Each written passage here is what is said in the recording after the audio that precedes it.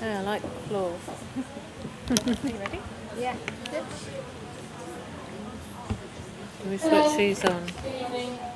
I'd like to welcome Jane Rolo, who's going to be speaking in conversation with Oslo outside tonight. Jane is the director of Bookworks, a publishing house in London. And it's very nice to have her back. We worked together back in 2006-07 on a book for Ahmet Ertz, which was launched when this was formerly Platform. And now she's been invited by Oslo as part of the appendix program, which Oslo will explain. Yeah. So thank you for coming.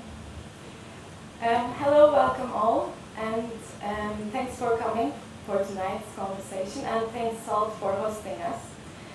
I'm Aslı Altay, I'm a graphic designer. Alongside our design studio, we are running a project called Appendix, and that's why we are here tonight. Appendix invites a single publisher every 2 months.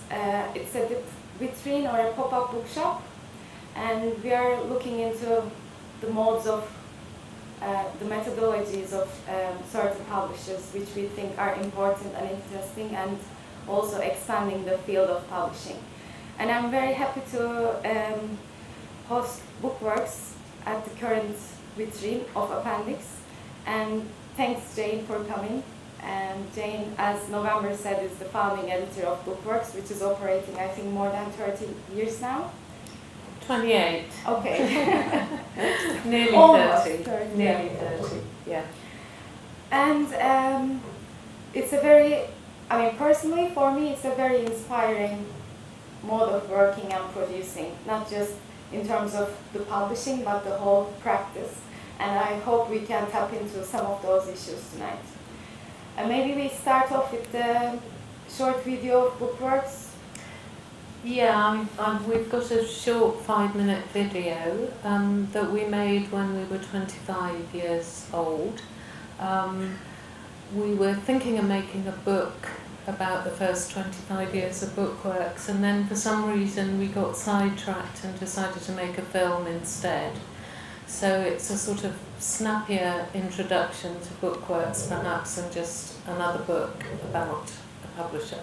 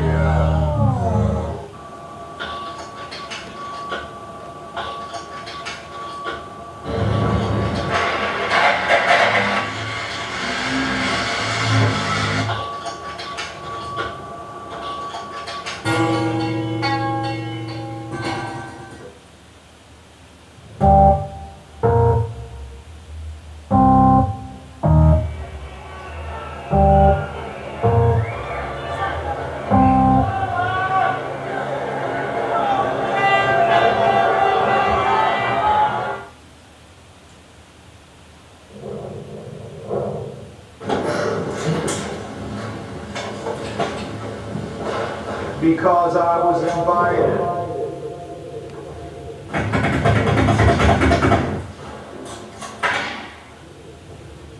Because of these.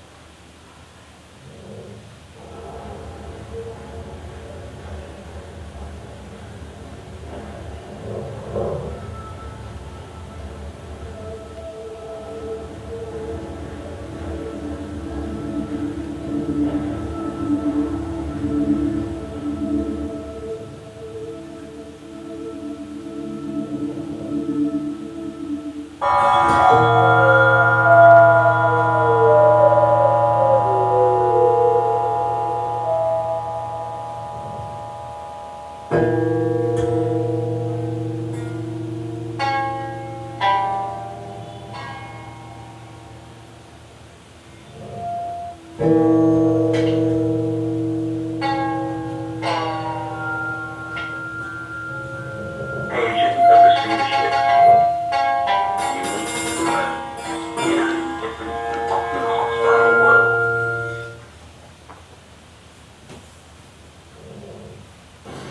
launched the second volume of the Happy Group, which Maria wanted to speak. When I devised it, I didn't know how it would turn out. People are making too much noise. They want to be having sex. Well, unfortunately, the speaker is quite brave and hard to make out.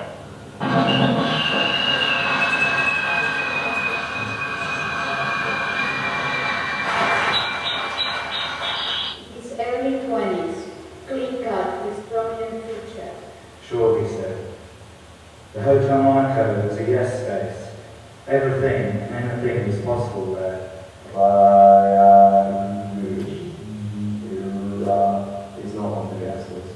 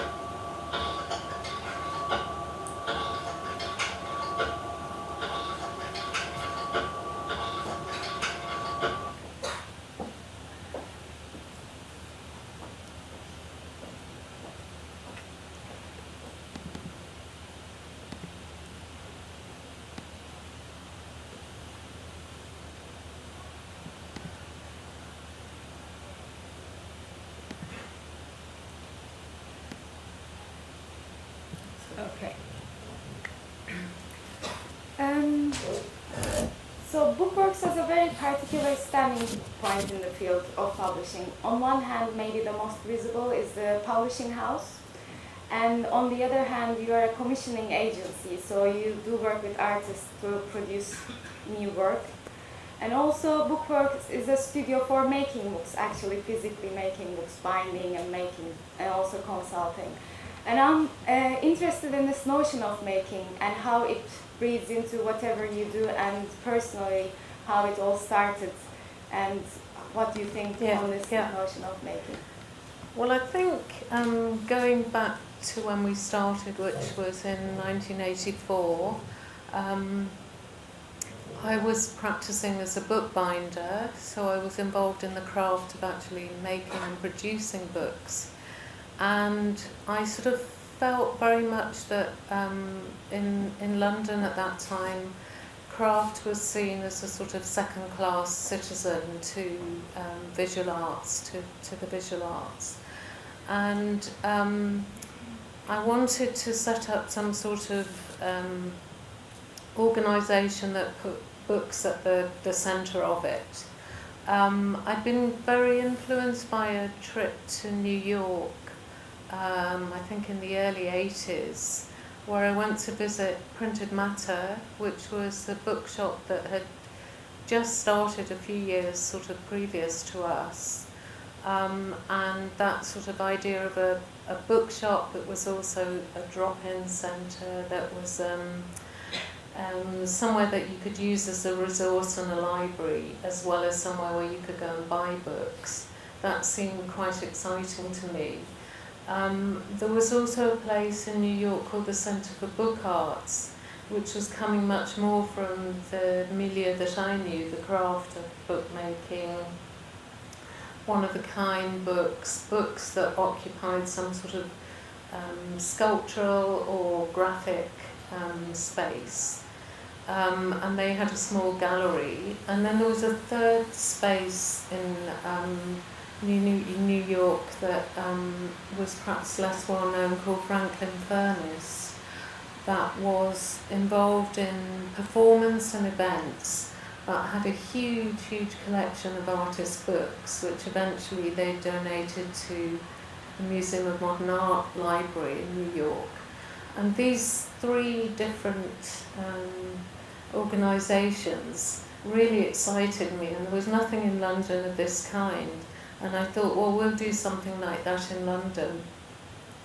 I sent an open letter to lots of people I knew, and 4 other people who had all come out of this sort of craft bookbinding tradition approached me, and so we set about looking for somewhere to set Bookworks up.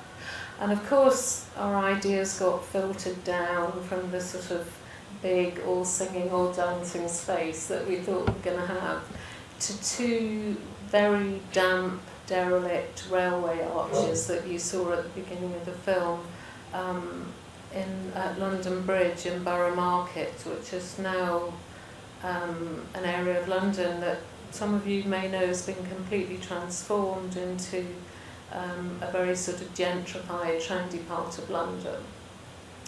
But at the time, and in the spirit of that sort of, well, now I think the word pop-up is used a lot, but at the time it was do-it-yourself, that if it didn't exist, there was that spirit of sort of starting something up yourself.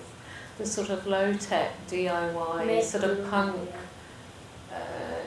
feel about it. So we had no money, it was completely inappropriate space for books because it was very damp. So the minute anything with paper went in, everything was sort of wavy. And the first few years we ran it as an exhibition programme, both with shows that we had in the space, but we also used the whole area around us, the marketplace, and we did installation, we had film shows, we did sort of book readings in this sort of semi-outdoor space. And we also carried on our practice as bookbinders, making work for other people. So really from those very early days, we had those 3 strands. And they've carried on ever since. We still have a studio where we produce work for anyone and everyone who, from sort of very well-known artists like in London, like Damien Hirst, Tracy Emin, Anish Kapoor, right through to students who are just finishing a book project at art school and want someone to help them sort of realise it's a book. So that's the studio, and then I think after a while of running a gallery space, we actually realised we weren't quite finding the work that we wanted to show, and so the best way we thought of dealing with that was actually to commission artists to make books with us themselves. And it was that sort of idea of collaboration, of commissioning work which we could then show, that started off the sort of the publishing arm of Bookworks. And that's obviously sort of continues.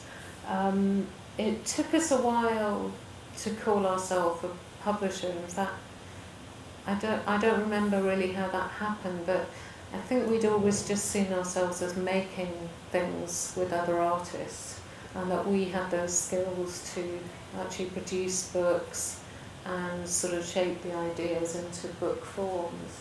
And then suddenly we became a publisher, well, by default, sort of without realising it. Now, of course, we call ourselves a publisher. The third element was after, I think it was just the first 3 or 4 years, we closed down our own gallery space, and we actually felt happier working in different spaces. So when we had a project that was appropriate for working at the British Library or the V&A or another sort of big organisation, we could do it there, or we could work in much smaller, sort of more informal spaces. And that sort of freed us up tremendously, not to have a sort of continuous programme of exhibitions or indeed events, but just to do them when it suited us and when we had something that we felt was worthwhile. Yeah. I'm curious if you were funded from the beginning or this book binding like fed into the publishing in terms, economical terms. You mean how we funded ourselves? Yeah. Well, to start with, yes, our sort of day job was bookbinding for other people. We kept going back to the Arts Council and to London Arts, which existed at the time, which are the two main funding organisations in England, for money, and it took a while. We filled in lots of applications, they got turned down, but eventually they got fed up of us sort of knocking on the door, and we got 1 or 2 grants for specific projects. Now we're in a sort of enviable position of being regularly funded by the Arts Council, and really that I think that allows us to carry on taking risks and being quite sort of speculative in what we do, working with artists that don't have a reputation, are just sort of emerging, and not having to pander too much to the sort of books that more commercial publishers would have to make. So now our funding is partly through government grants, partly from the book sales, obviously, and through the studio activities. And we also do quite a lot of co-publications, which again can bring in different strands of funding, particularly if they're those partners are from other countries which have other streams of funding. So it sort of just about works. But the economies are still obviously very tight, because I think this, there are 2 ways you can go. You can, and some of our peers, like, if I think of someone like JLP Ringier, who's become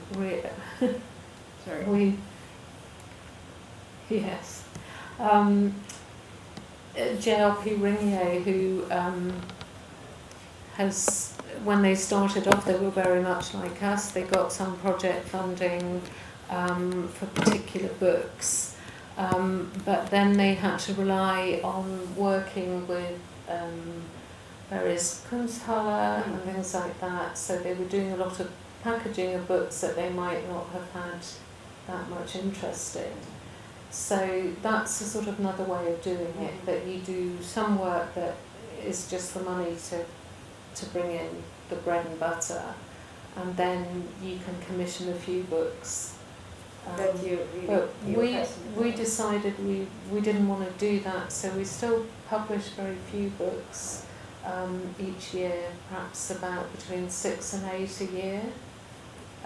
But they are on the whole, they are all books that we believe in completely. Yeah, I mean, if we go back to the books, I'm curious how you define, or if you choose to define, the artist book.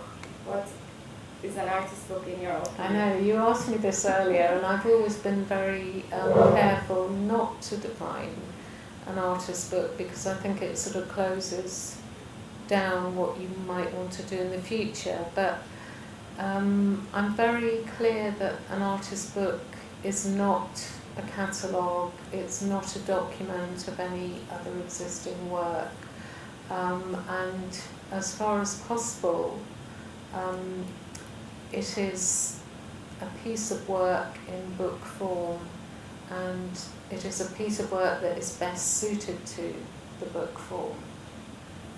Of course there are hybrids of that, and some of the books that we've done have been done in parallel with an installation by an artist or another piece of work by an artist. But on the whole, we have steered clear from catalogues or retrospectives in book form. Yeah, I was reading your interview with Gavin earlier on, and you mentioned something like when you fix a work within a category, let's say artist books, and you suddenly don't want to do artist books, you want to do something else. I think it is a bit like the case. Some books, if they are labeled as artist books, are less interesting, but more interesting in the literature field, let's say. Yeah, I mean, I think also it's sort of it has a lot to do with the sort of cycles of things that go in and out of fashion with artists. Perhaps when we started, a lot of the artists we worked with were doing a lot more image making, and maybe if there was a text, it would be understood to be a very simple text, maybe quite a sort of, it could be just a few words, or more like sort of concrete poetry. And then at a certain point there seemed to be an interest in artists writing a lot. I mean, I think one of the first artists we worked with who wrote a sort of 100-page book was someone like Liam Gillick, and he actually had applied to, we do a lot of open submission where people put in proposals and then we select from that. And the brief for that was to do a book and make a site-specific piece of work. So it was actually for us to commission two things. And his proposal was that the site-specific piece of work should reside inside of the book. And we thought, oh, that's really neat, because we needn't actually make the site-specific piece of work. We just had the book. Perfect. But it was also a neat conceptual idea, and we were sort of interested in the fact that suddenly there was an artist who was making sculpture, making video, and then he produced this very quiet little book. I haven't got it here tonight, but called Erasmus is Late. Quite a sort of modest little book. But then it would turn up in a lot of his exhibitions, where he would create a sort of a reading room with he made a whole series of tables, and this Erasmus is Late, this little book, would just be sitting on the table. So he was using it as a sort of catalyst for more sculptural forms. And of course, you know, that must have been in the mid-90s. Now suddenly there's a resurgence, I think, in interest in artists working with all sorts of text, whether it's scripts or proposals or a list of instructions, and to me, it's gone. Those sort of, the sort of cyclical nature of books and how things reappear and disappear and then come back again, mean that if you try and define it and close it down, it always sort of wanders off in some other direction. So maybe it's better not to talk about them as artist books, but just talk about them as books by artists. But I'm even hesitant to say that. Maybe it's better just to call them books. Works or yeah. Well, book works, although Works, that's... that works. Or books work, which was a poster we did. Book works to me suggests something slightly more sculptural. I don't know why. It just has that sort of a different tenor to it for me. More glamorized, maybe. Yeah. But I mean, there is a sort of huge sort of history in people who try to define artist books or have defined them. And I think one of the people that sort of started all that off was Clive Philpott, who you may have come across. He used to be librarian at the Museum of Modern Art in New York, and then he's English, he moved back to London.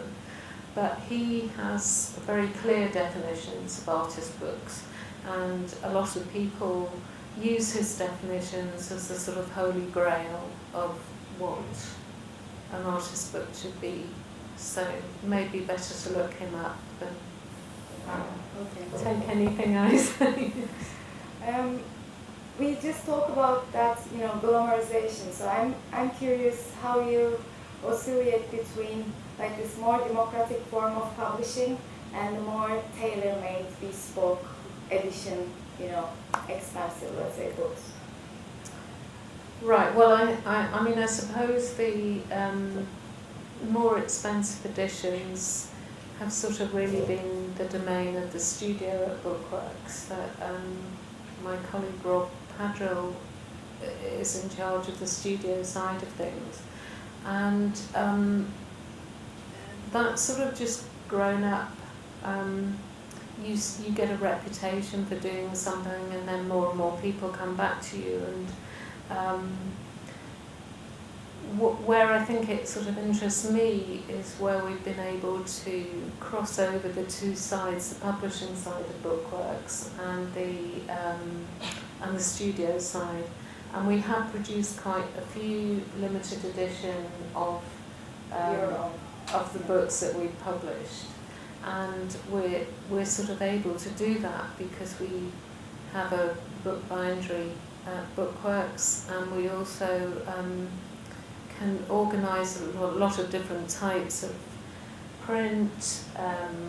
So I think, was it in the film that we showed, there was an edition that we've done more recently with Liam Gillock, and we made a sort of bespoke edition of 30 copies in a Perspex case, and that, we work with the artists on those, and they choose the materials with us. So we do it partly because we can make money out of it, and then that can help fund some of the other editions that we do, and partly I think that we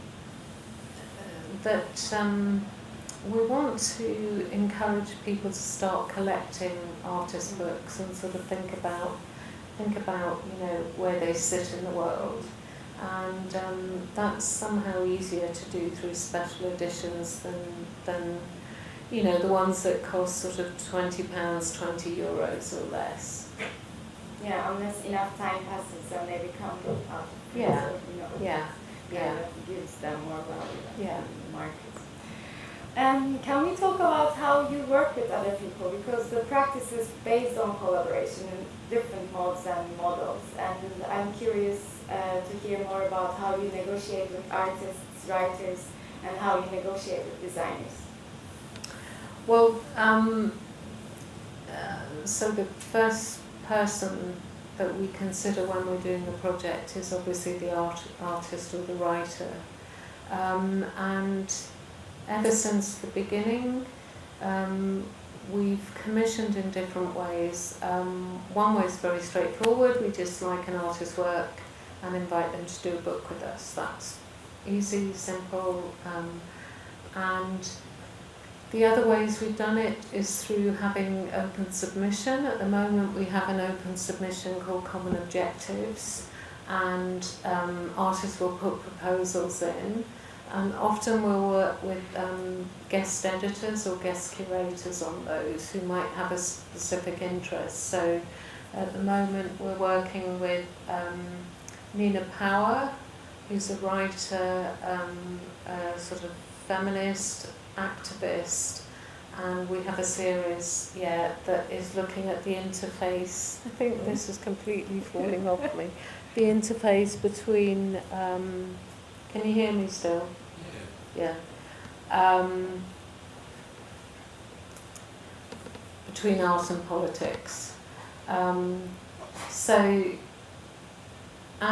the third way, of course, is just the traditional way, is that artists put in proposals and we like the look of them and we just decide to do them. So there's lots of different ways of working.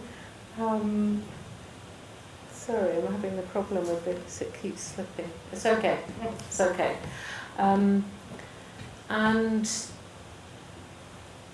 I think when we first started, the real treat for us was putting together a team. So we never had any in-house graphic design.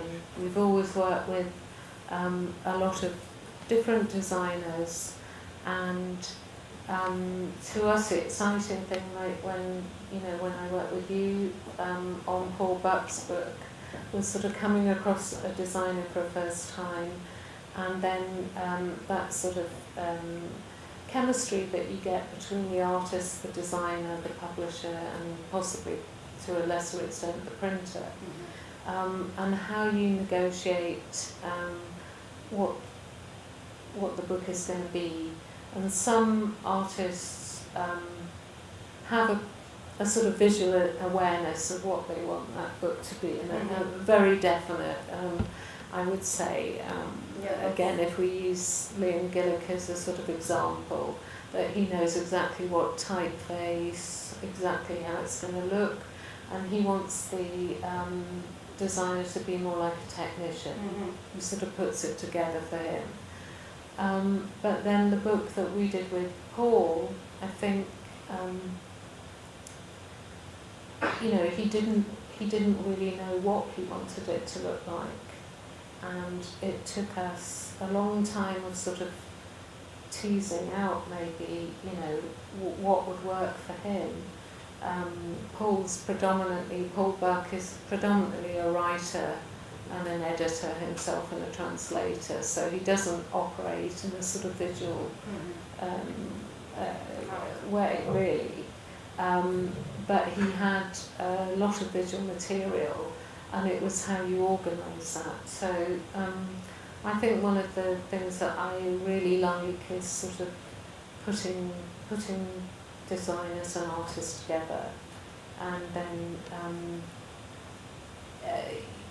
it can be quite difficult, and it can be quite a sort of painful relationship, because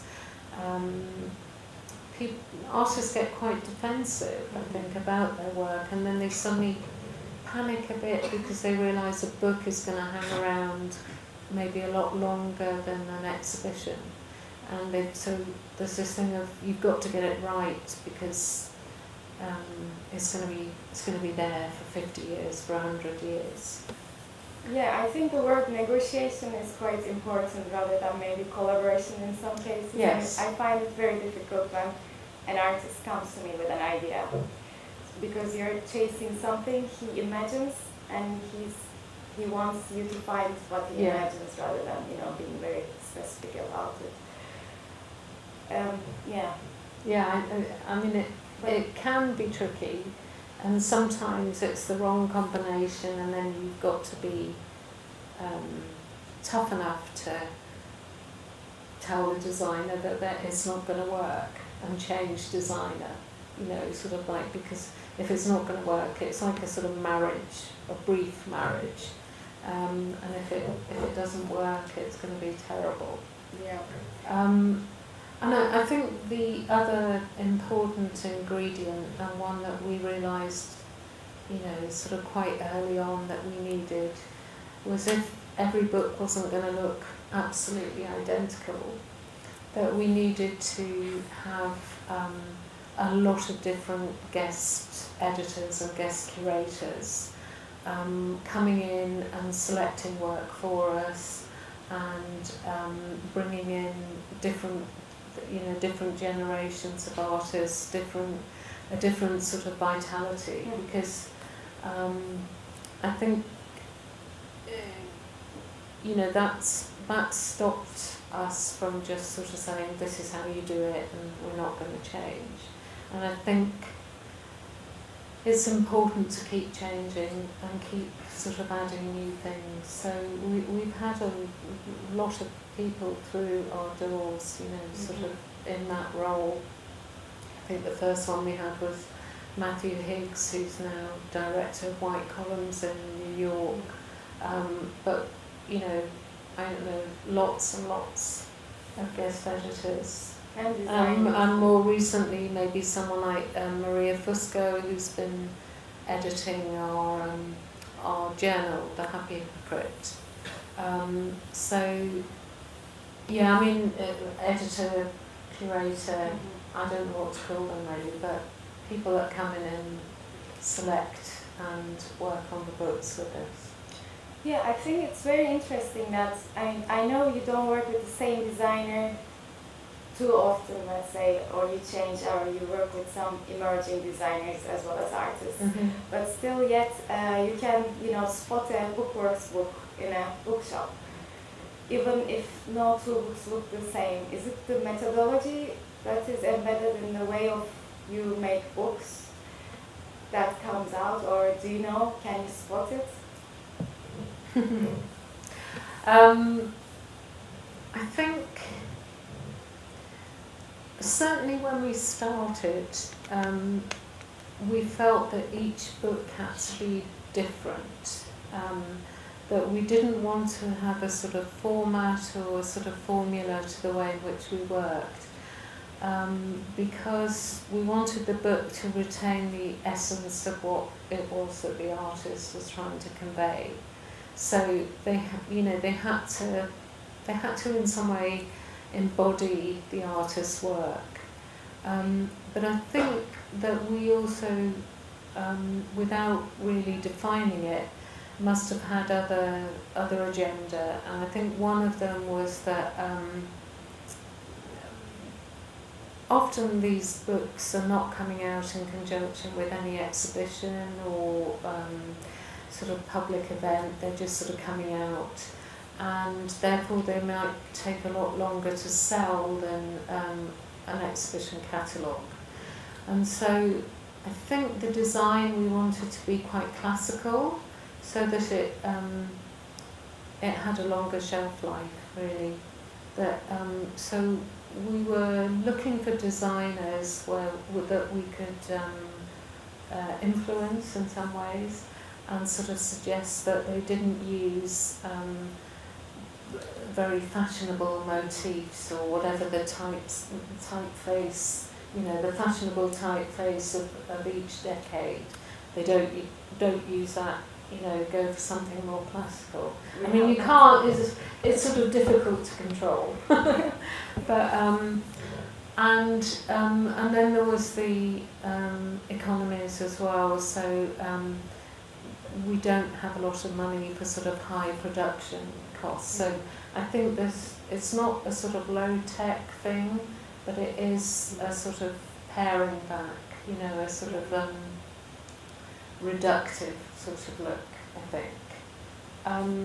And then probably it's just that, it's just that thing that is taste. It's just my taste, it's the other people's taste of Bookworks. And also you pick we pick the designers, so yeah. So it's funny that you say that you can spot them. But it's true, and you can do that with a lot of publishers. You know that's one of them. Some are really strong about that, having the character that's, especially the big ones like Faden or Tashan, they want to be and then recognized they're immediately. formatted Yes. and yeah.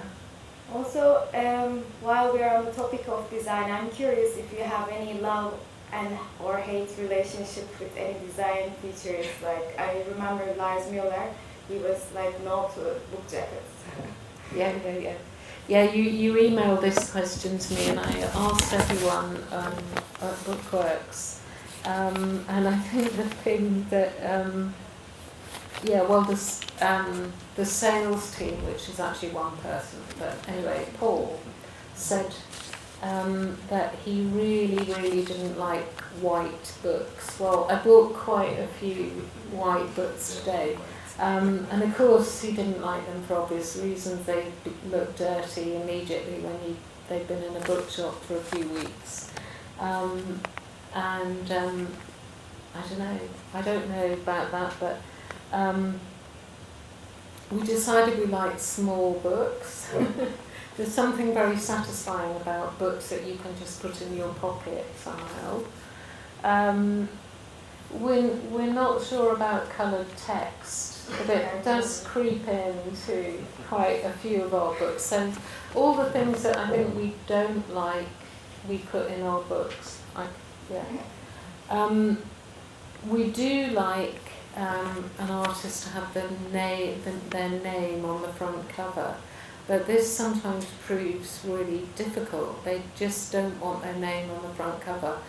However, our best-selling book of all time is a book that we've done with David Shrigley, and he doesn't have his name on the cover, and we've redone that cover. We've asked him to do new covers about 4 times, and he's resisted putting his name on it each time.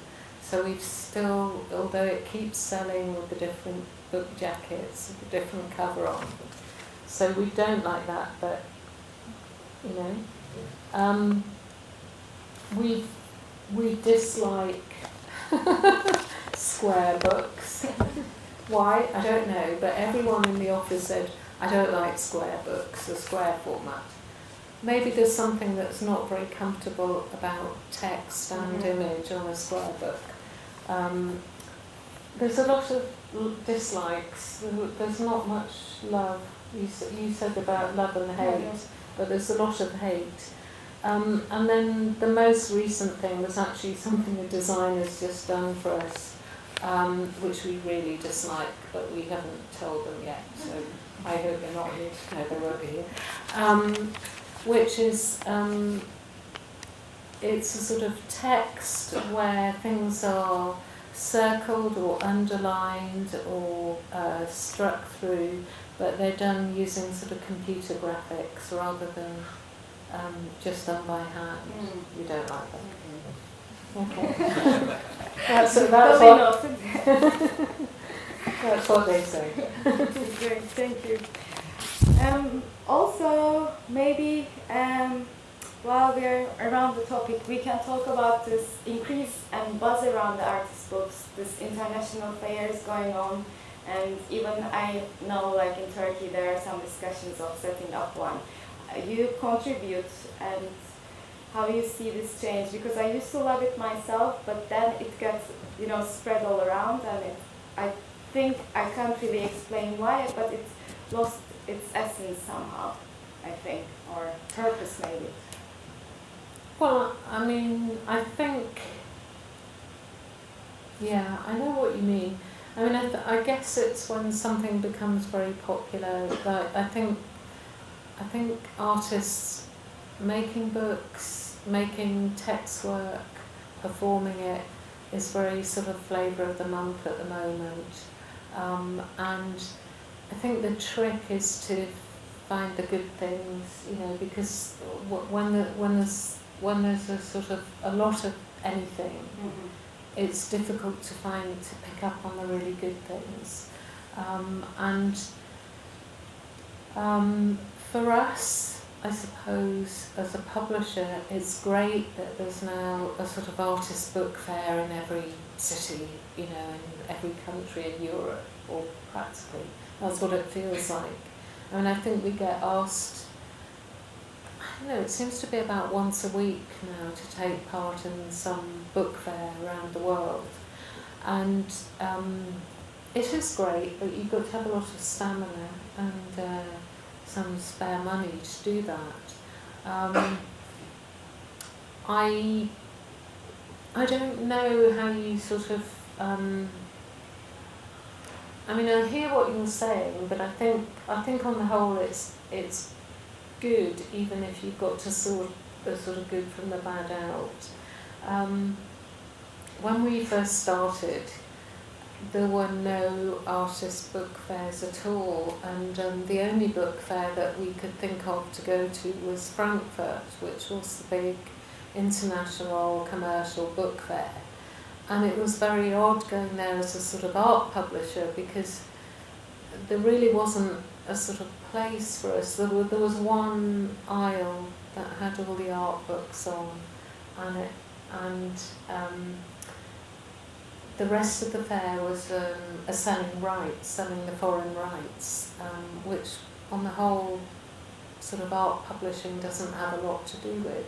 So I think it's sort of better than then, because, you know, it was sort of inappropriate, but we went anyway because it made us feel like part of the community. And I think it is important to feel part of a community. And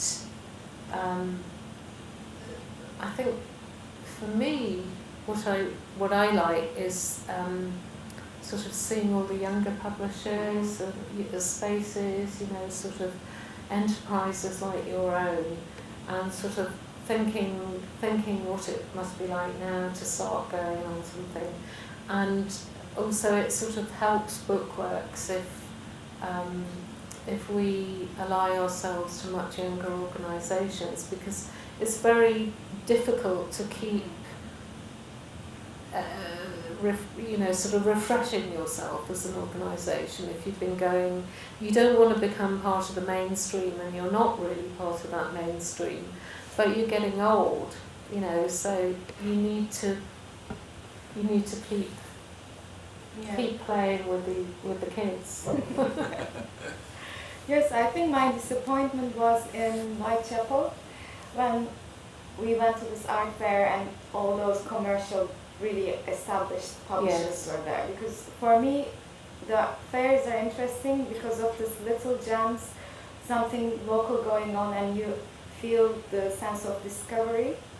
And also, in some cases, when, like Bookworks, the catalog is really interesting to see together. That's also what we are trying to do with Appendix.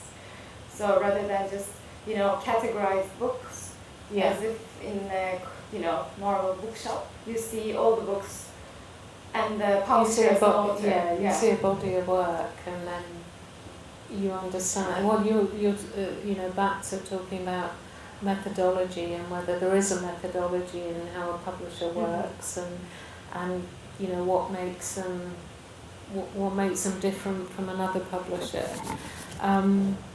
And I think, I mean, I don't know whether with art fairs there should be a sort of inbuilt clause that, you know, and I often feel this actually about art biennales as well. You know, they sort of get a bit lackluster after you've been a few times, and, you know, sort of like Venice or Istanbul or, you know, wherever it is. So maybe there should be a clause that everyone has to write, that you should only do 3 years of a fair and then you should kill it off and someone else should do it. And maybe that would be a way of keeping it alive. Yeah, or because I think it happens to most of them. There's quite a successful artist book fair in New York, the Printed Matter one, which is huge.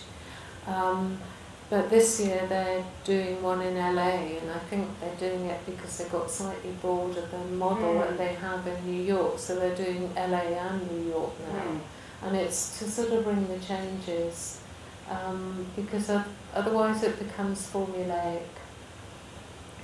And the other perhaps important thing about, especially the sort of for smaller publishers, is that it's very hard to keep going back year after year to book fairs because you don't have a lot of new stuff. So you're sort of showing a lot of old stuff, and then people come around and say, "Oh, I saw this last year," and you sort of say, "Well, sorry, but we've only published another 5 or 6 books." So it's hard, and I think if the fairs were curated in such a way that they had a good supporting programme of talks and events and things, then that also helps. Yeah. Okay, thank you. Maybe we can move on to different subjects. I mean, it doesn't really fit anywhere, but I'm interested in this translation issue in general, because I'm also simultaneously translating when I'm speaking English or reading, so that's a big thing as a personal interest. You have Ahmet Öğüt's book, which is a translated title within itself, how it worked, and also in terms of method for artistic production, if you can give us an example of that as well.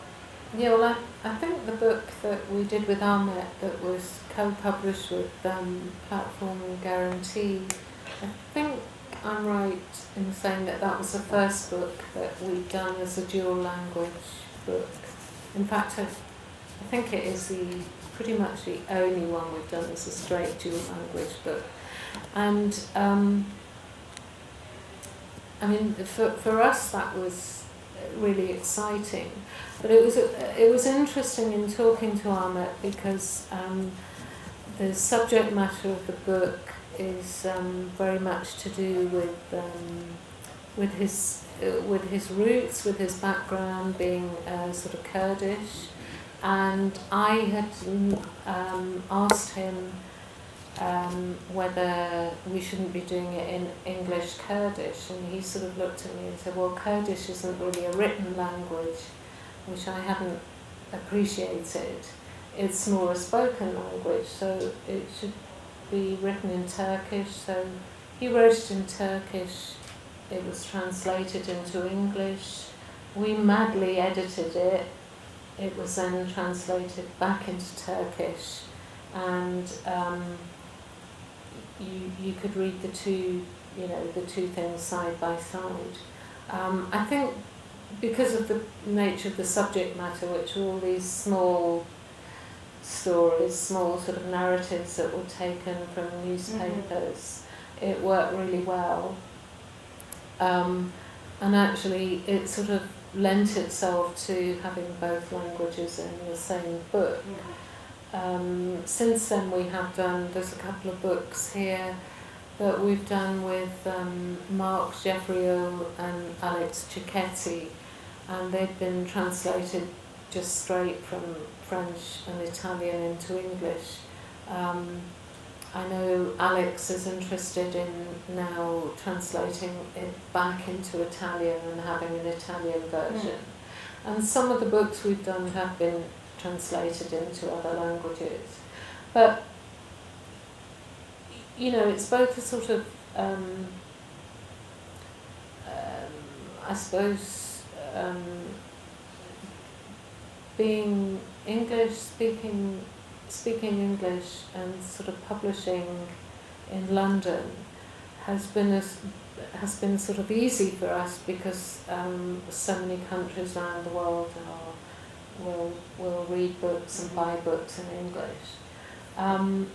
What I find more interesting is artists who are sort of playing with language and the sort of slippages between languages and between cultures.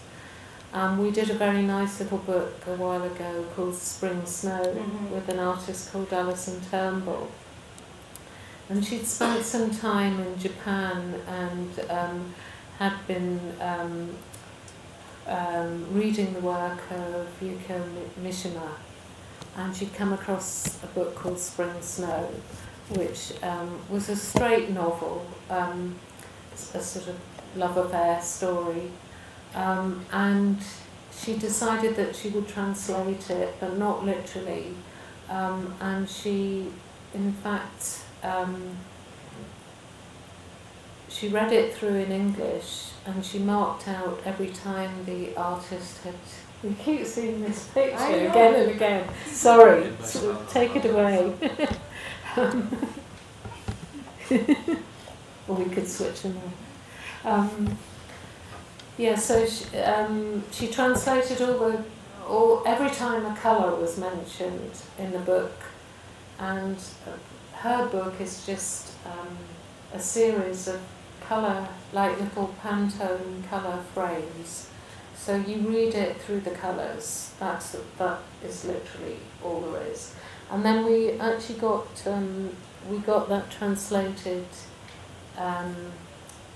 the sort of colour key, back into Japanese, and had some lovely conversations with the Japanese translator about different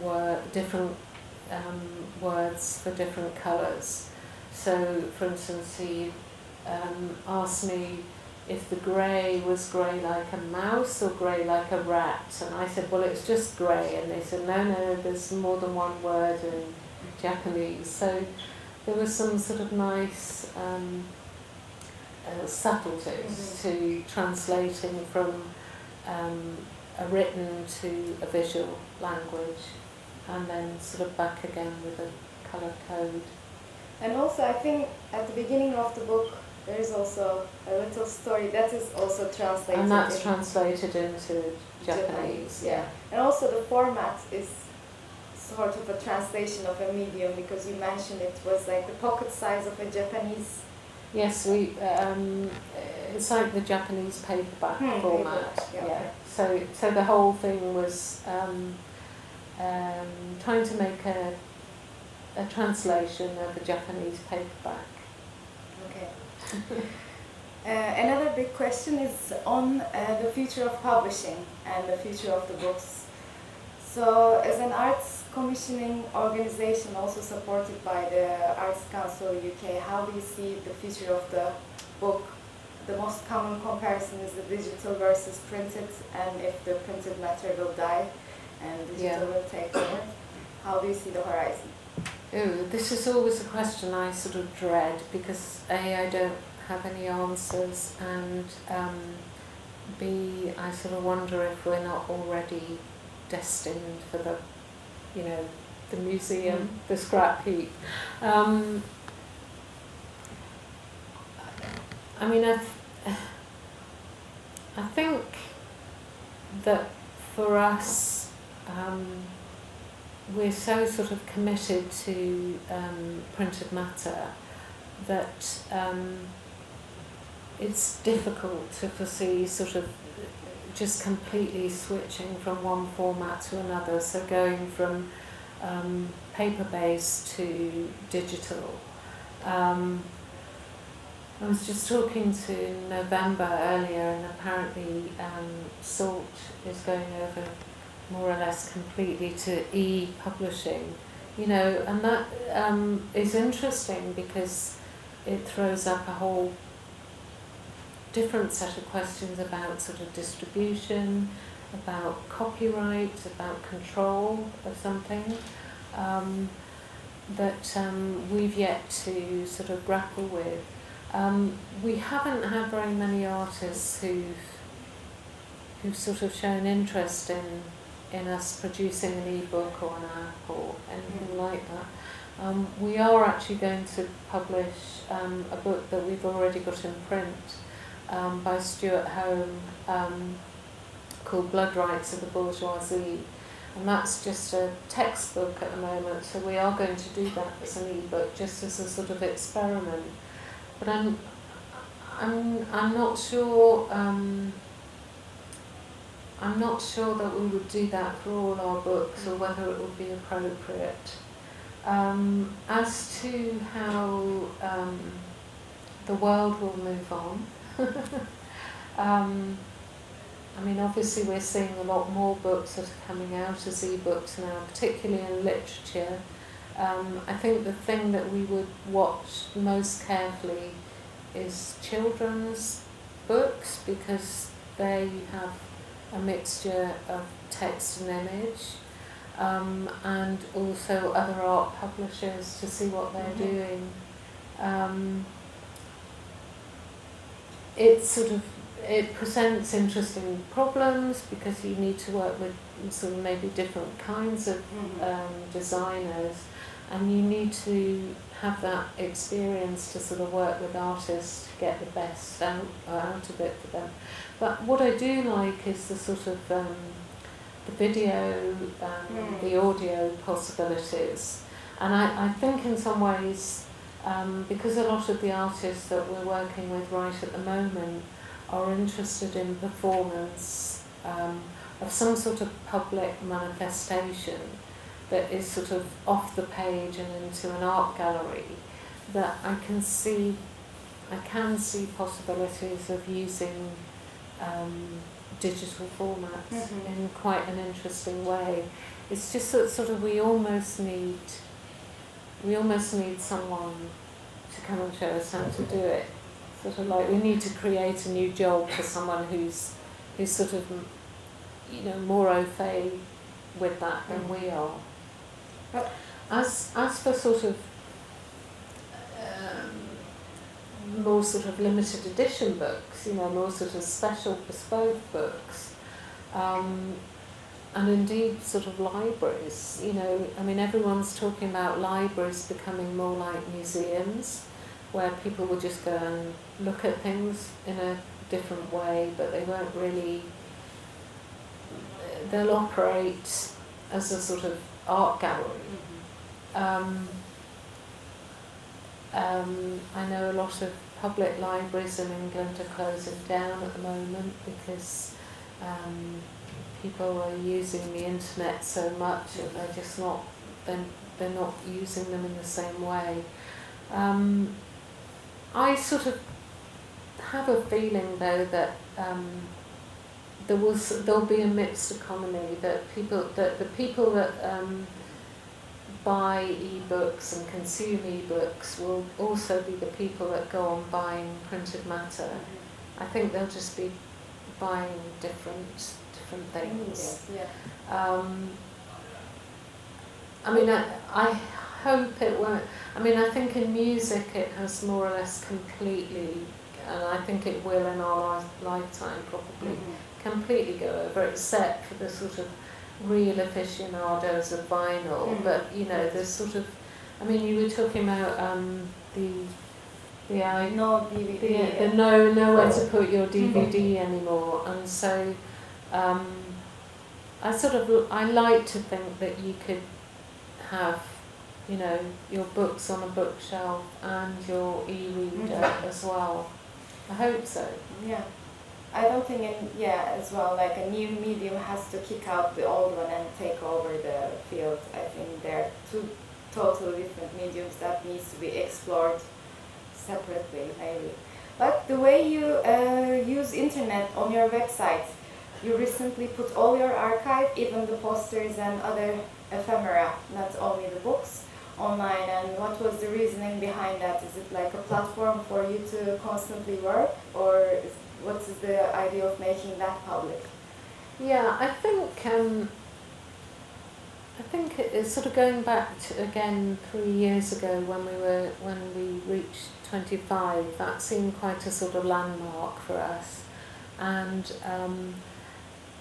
so we wanted to record our history. And we'd had a website for quite a long time that was fine, it was doing all the things you needed it to do. But what it didn't, I mean, it had a shop and you could see all our books there, but what it didn't have was a sort of record of all the other things, all the sort of exhibitions, installations that we were doing. And I think we had the opportunity to work with an archivist who came in and sort of looked through everything and then made this sort of conveyor belt, that goes back to 1984 of everything we've done. And she's slowly sort of going to fill it in so that we're doing case studies of artists that we've worked with. And it's funny because actually what's been easier is the artists that we worked with quite a while ago, because we've kept a sort of paper archive of everything. We didn't really, we just put it in a box and sort of, we've done that artist, we're on to the next. So we didn't even think about it as an archive. But now we've sort of looked through it all, and so we have all the faxes, all the letters, all the correspondence, all the ephemera. Mm-hmm. What's harder is the more recent stuff, which is all email and digital, and sort of everyone's methods of housekeeping on that is very different. But interestingly, it also uncovered artists that we work with who've been much more canny, much more forward-thinking than we have, and who have done a good job of archiving themselves. And also, I mean, even down to, I think of an artist like Douglas Gordon, perhaps, who we work with in, right sort of early on. And he would always send me letters and then faxes, and they were always laid out in exactly the same way. And I now know that he also sent everyone else letters like this. And he had this sort of foresight, or I don't know what, just sort of had this ability to archive himself as he went along. And now even his emails are laid out, in a very similar sort of format. So I mean, either he had this overinflated sort of sense of himself as I am an important artist. I'm only 20, but I'm a very important artist, and everyone's going to want to see all my letters. But and in some ways I wish we'd done that, but in other ways it was always the sort of next project we did that was of more interest. But I think you reach a sort of certain age and people start asking, people are ringing up constantly saying, have you got this information on this artist? Have you got any images? So we thought it was time to sort of put our house in order a bit more.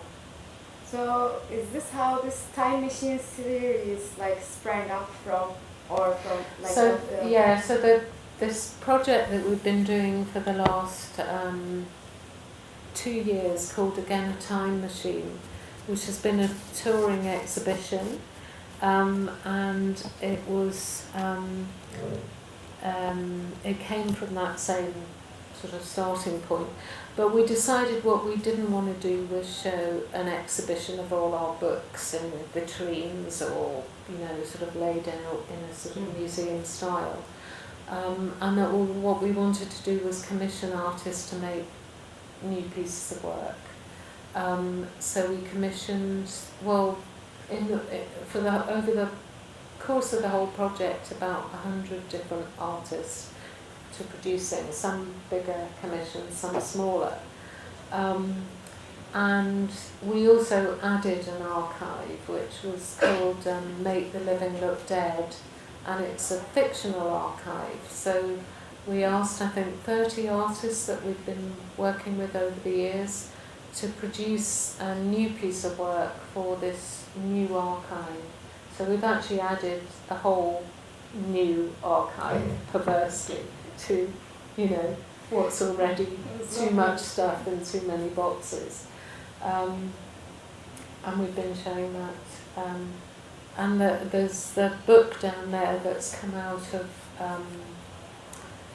that project, called Again a Time Machine, from distribution to archive, that sort of tracks some of the elements of the show, but then back to this idea of sort of community.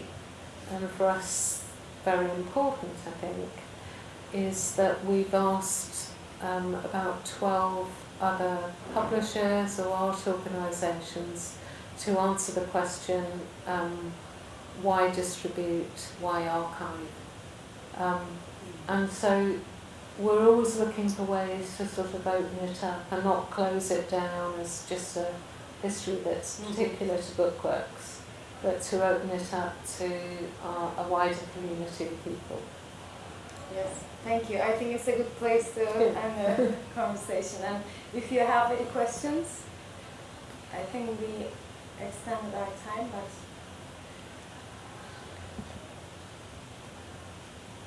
okay. Okay.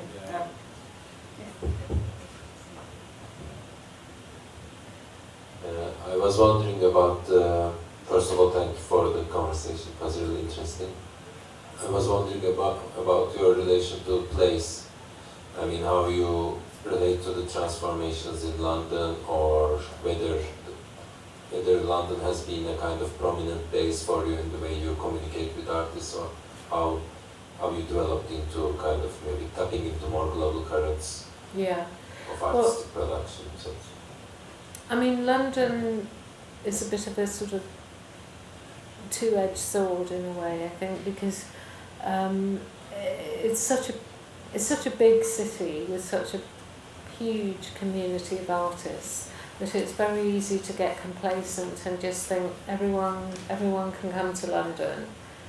You don't need to look any further, and so in some ways you get a bit lazy or get a bit spoilt with choice. And one of the reasons why we decided to start doing a lot of co-publishing was to try and explore other places, other parts of the world, and to sort of open up conversations with artists living in different places. I think London does have a very sort of dynamic sort of feel to it, and artist communities are quite supportive of each other's in some ways. There are a lot of really good bookshops that we can sell our books in, galleries where we can do launches, events, etc., etc. So in a way we're quite sort of supported there. But it is important to, both in terms of finding a readership and an audience for our artists, to look outside of London, and to, I think, sort of bring in a different perspective, because London is very, in some ways, very introvert, very interested in itself and not very outward looking. And that seems a shame to me. I mean, it seems to be, it's a country like a lot of Europe, but it's a country in recession, it's a dying, dead empire. It's sort of like, feels a bit like a sort of, sometimes feels like a bit endgame-ish in London, and that there are more interesting places outside of London. But having said that, sort of like, it is a great city to live in, and a great place to work, because sooner or later, artists tend to gravitate towards it, and they seek us out, the ones that are interested in publishing. Thank you. Any other questions, or? Okay. Thanks everyone for coming, and thank you, Jane, once again. Thank you.